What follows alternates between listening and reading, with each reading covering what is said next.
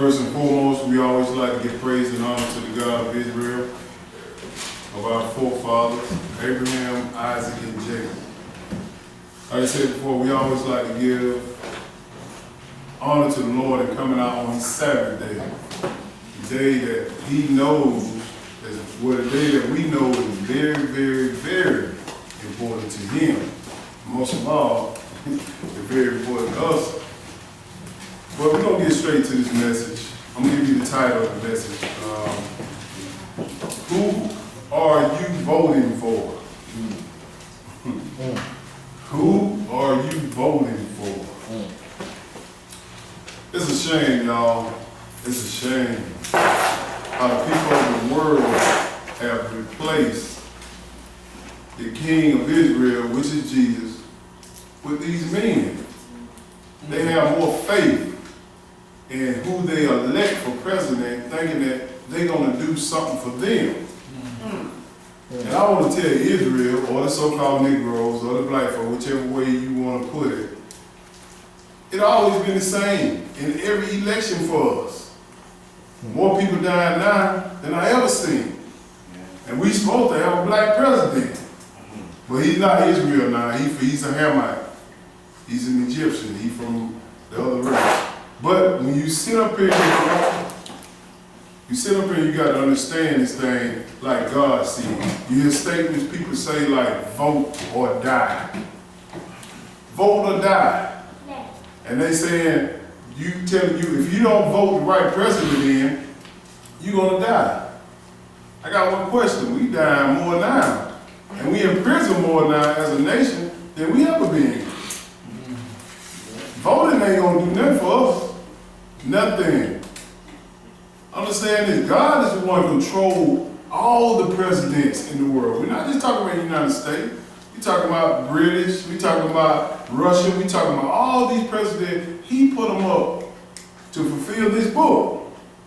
But people spending more time just thinking, oh, we got to get more people to vote the Democrat way, so we get a Democratic president, or the Republican way, so we get a Republican president. This stuff don't matter in the book.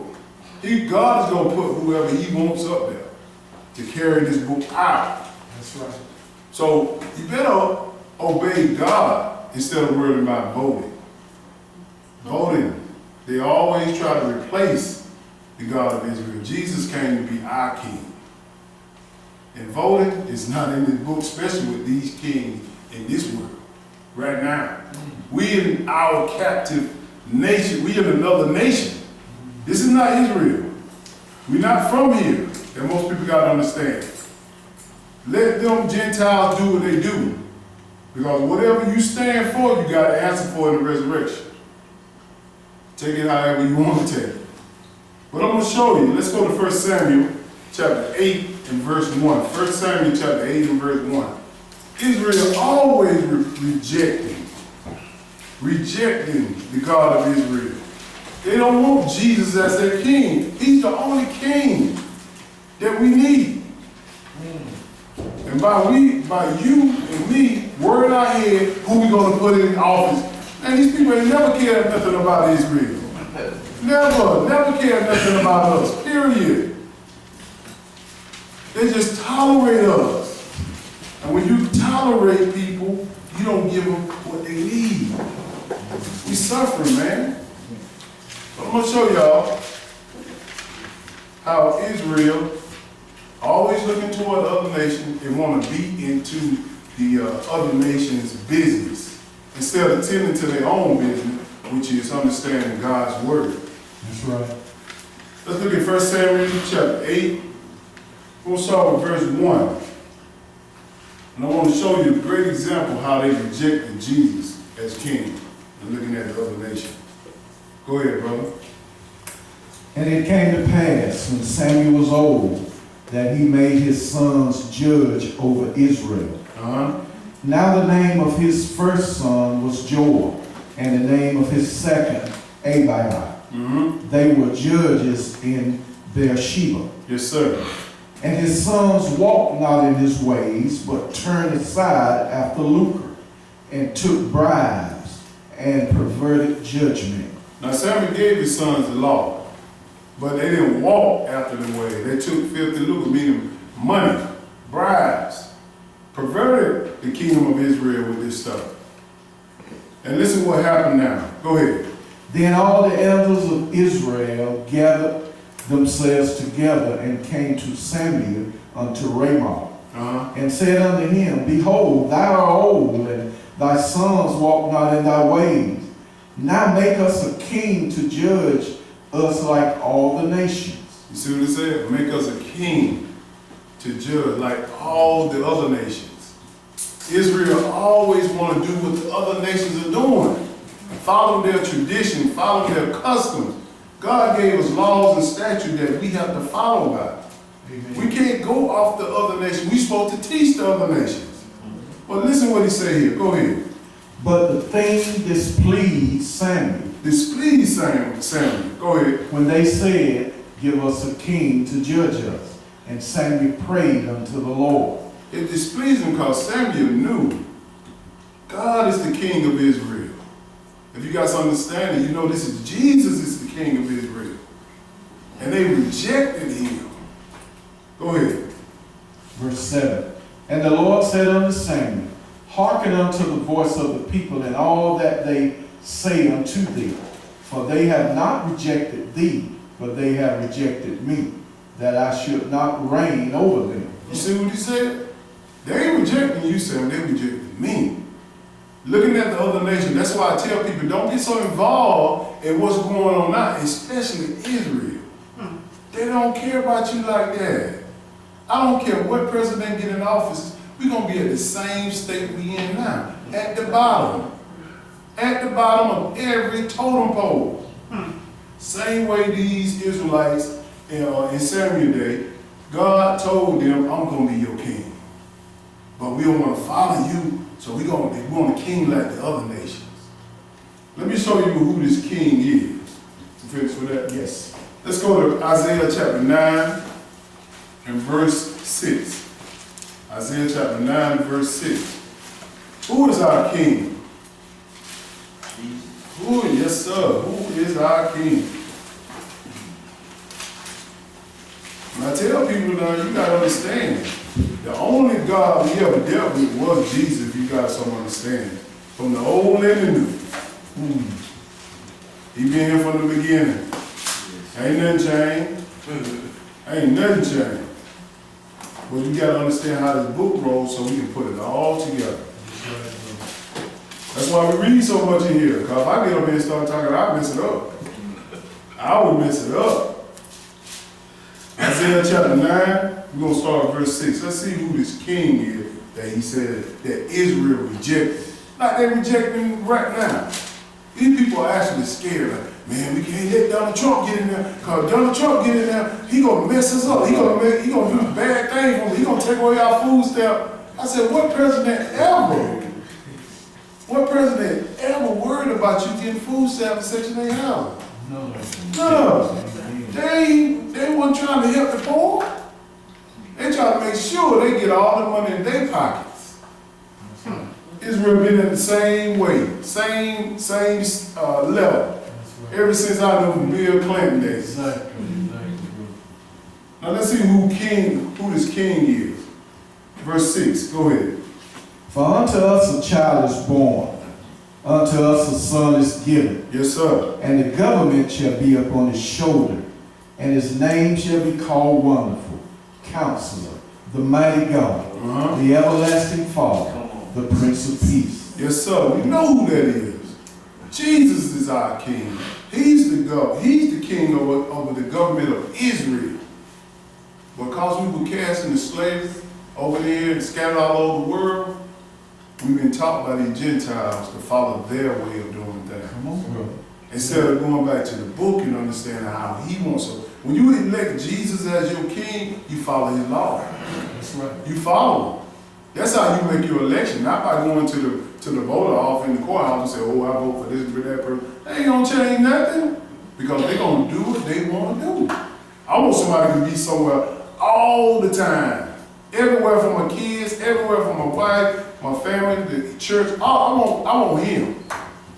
I don't want the one that goes spread me some lies and tell me I'm gonna be all right. Like the last one we had, yes we can. Go ahead, brother. Listen what he say here. Verse 7.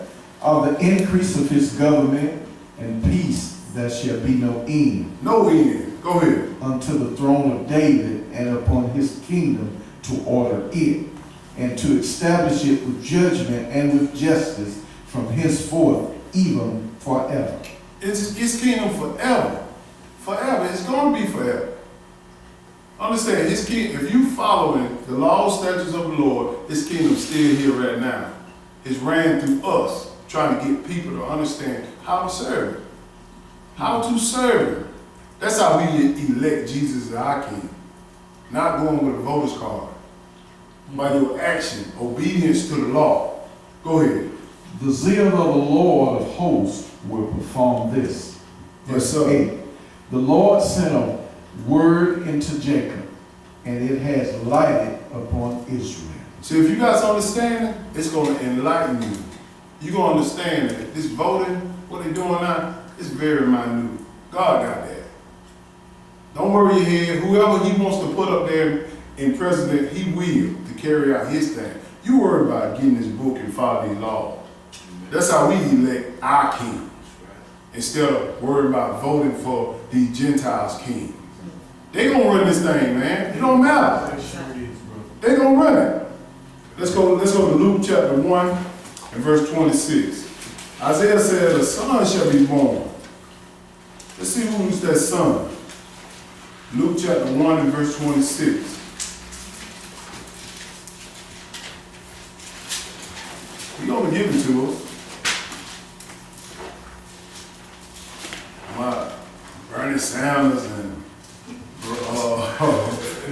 Hillary Clinton, man, which one gonna be the best for the black folk? Damn, one of them. Yeah, I said damn. Man, we gonna be in the same state we in now. They killing like young kids in the street. They in prison. They put us in prison, put us on probation. It's gonna be the same way. Y'all know how it was when we said, they got a black man all, but it's gonna be good. Man, it ain't nothing changing all in it. Same thing. Same thing. Y'all tell me something changed since Barack Obama been the president. Nothing. I can't see it. Everybody say, you bashing the brother. No, I ain't bashing the brother. I'm looking at what he stand for. This cat brought in homosexuality and said that they can get married. That's right. He brought this in, signed a bid for it. Sure did. And we know who he rolled with. And we're going to see some stuff too. I'm going to show it. But let's see who the son is that he talks about a government shall sit on his shoulder. Verse 26, go ahead. And in the 6th month, the angel Gabriel was sent from God unto a city of Galilee named Nazareth. Yes, sir. To a virgin espoused to a man whose name was Joseph of the house of David, and the virgin's name was Mary. So this Gabriel came and told Mary something about this son that she was carrying. This virgin, she was a virgin at the time. And we want to know what this son she was about. We want to know what Gabriel said to her. Jump down to verse 30. Go ahead. And the angel said unto her, Fear not, Mary, for thou hast found favor with God. Yes, sir. And behold, thou shalt conceive in thy womb, and bring forth a son, and shall call his name Jesus. Call his name what? Jesus. This is the son that he talked about in Isaiah. A government shall sit on his shoulder. Same thing, ain't nothing changing from the old and new. They want to throw away the Old Testament. Ain't nothing different. It's just you ain't read it. You ain't read it. He said the government gonna sit on Jesus' shoulder. We choose him as being king, not these Democrats and Republicans in our land and we're in their land. Go ahead, brother. Verse 32. Uh-huh. He shall be great, and shall be called the Son of the Highest. Yes, sir. And the Lord God shall give unto him the throne of his father David. See, most people don't understand what he's talking about. He's going to give us to his throne of his father David. He going to come here and run this earth for 1,000 years. Most people don't understand. They think you're going to heaven, up in the sky somewhere, around there flying around, going from planet to planet. No, you're going to be right here. On this earth for 1,000 years. And we got a book for that to show you. Go ahead, bro. Verse 33. And he shall reign over the house of Jacob forever, and of his kingdom there shall be no end. Of his kingdom there gonna be no end. This is when he sit on the throne. This is this son that he said has a government.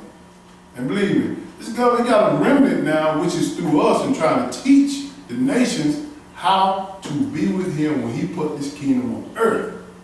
But we worried about who to vote for right now. This stuff ain't for us right now. You just cohabitate with these people. Try not to piss them off and make them mad. Just do what you're supposed to do. Say yes, boss, and keep rolling. Hear you, I'm telling you, he's gonna kill you. I know. You think I'm gonna sit up here and argue with a police how big I am? First thing he gonna want to do is shoot me. I ain't gonna be fighting with him. Because I look like who? My brothers. Another black man. That's all they see us as. Black men. Another menace to society. They ain't trying to figure you out. Let's go to Deuteronomy chapter 7, verse 1. And God gave us special instruction when we went into any land, whether we went in there willingly or not. This is what he told us to do. Deuteronomy chapter 7 and verse 1.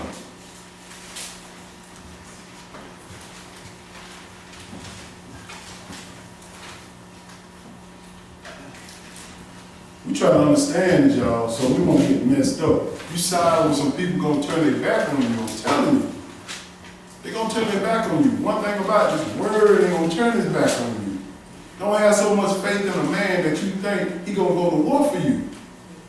I tell you all the time, y'all ain't following me, you follow the book. All right. Y'all I ain't no king or anything. I'm just reading these words, Mr. LC reading these words, and y'all trying to get understanding, we trying to get understanding. So we can learn how to do what?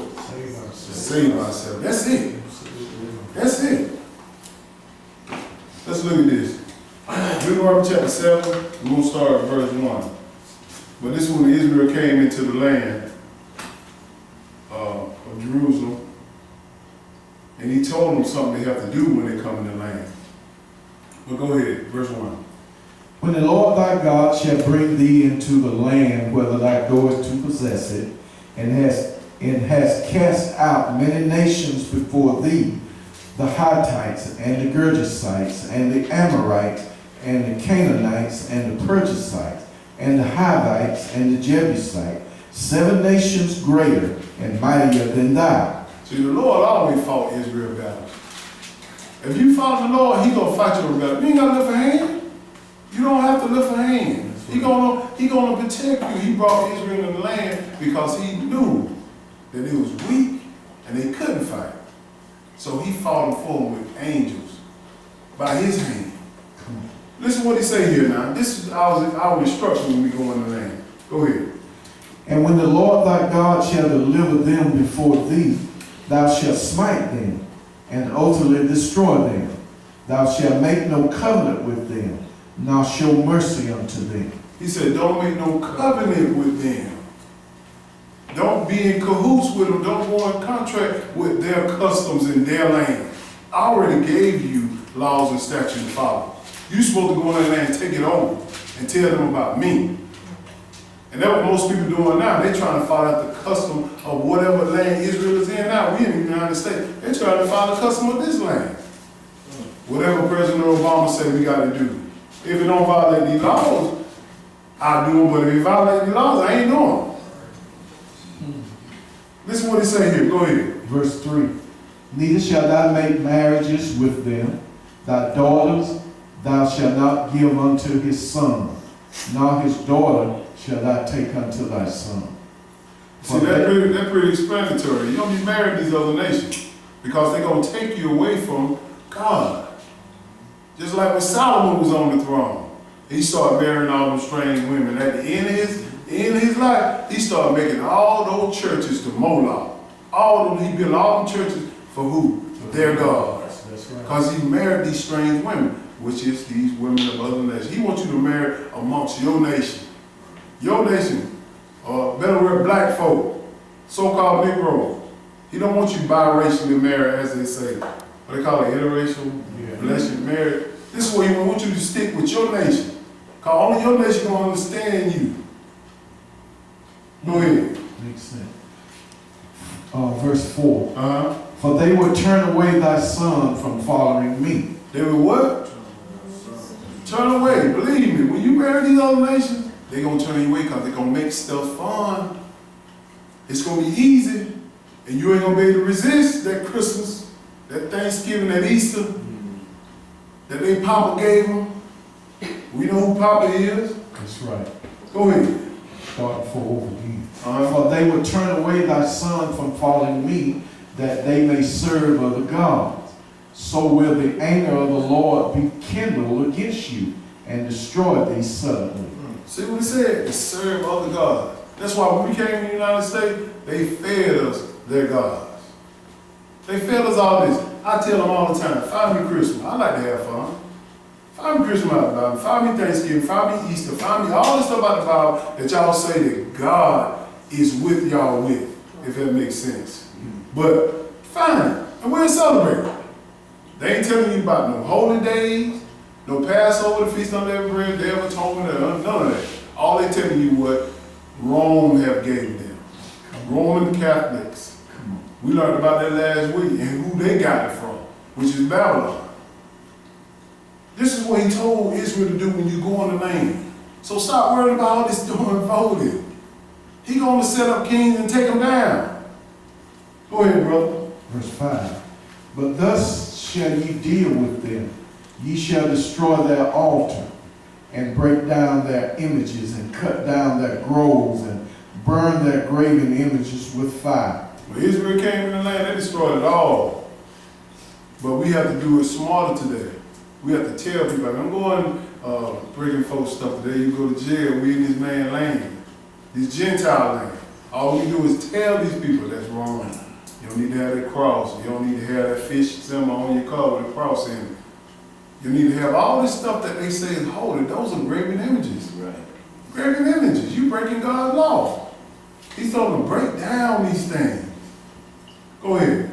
For thou art an holy people unto the Lord thy God. The Lord thy God has chosen thee to be a special people unto himself, above all people that are upon the face of the earth. This is what Israel don't understand. They trying to find it so hard to fit in. You ain't gonna fit in. You know how black people, we just stick out like a sore thumb everywhere we go. Because we don't supposed to fit into their nations. We supposed to teach them. Everything we do, we prosper in it, but when we prosper, it always for their benefit. We invented all this stuff in the land. Every last thing, every last bit of it, majority, 99% of it. We built the temples over there in Egypt. Through Joseph. All that. We did all that. But you never hear about it. Why? Because they whitewash everything on TV.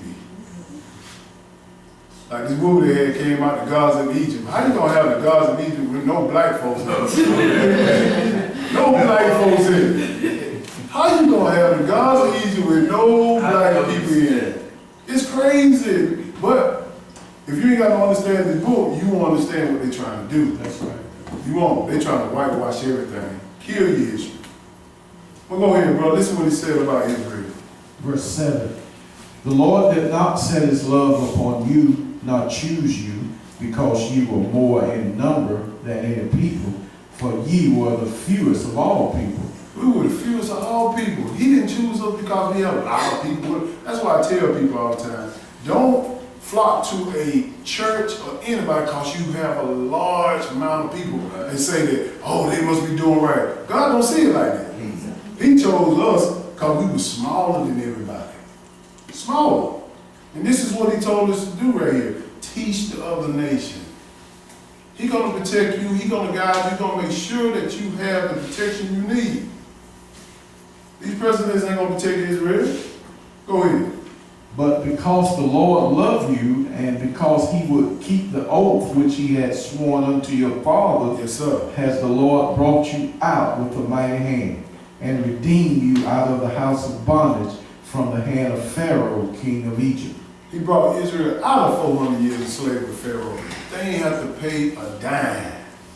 Pharaoh said, give them what they need. Get them out of here. We gonna be all dead men. Yes, he did, see. And believe me, you better pay attention to what's going on now, boy. Recognize the transportation now. You hear Trump talking about, well, we're gonna build this wall. We're gonna get all the people out here that don't want to be here. That's just food for thought. We're looking at the temple now. We're looking at the third temple in Jerusalem, how it's supposed to be built. Understand how it's supposed to roll. You just recognize your transportation. It's gonna be free. Believe that. Don't worry about no passport. It's gonna be free. But you know how we do it. I'm an American citizen. I'm gonna raise him. My dad will raise him. I'm born here. Come on, man. Your pastor have failed you if he didn't teach you about going into the wilderness. You know what they teaching people about now about the wilderness? Oh, we ain't got to worry about that. We're going to be raptured out of here. And we're going to find out about that too. But go ahead, bro. Verse 9. Know therefore that the Lord thy God, he is God, Yes, sir. the faithful God, which keepeth covenant and mercy with them that love him and keep his commandments to 1,000 generations. Yes, sir. To 1,000 generations. To keep what? His commandments. That's what we're doing today. We're keeping the Sabbath. He's going to protect us. Go ahead. And repay them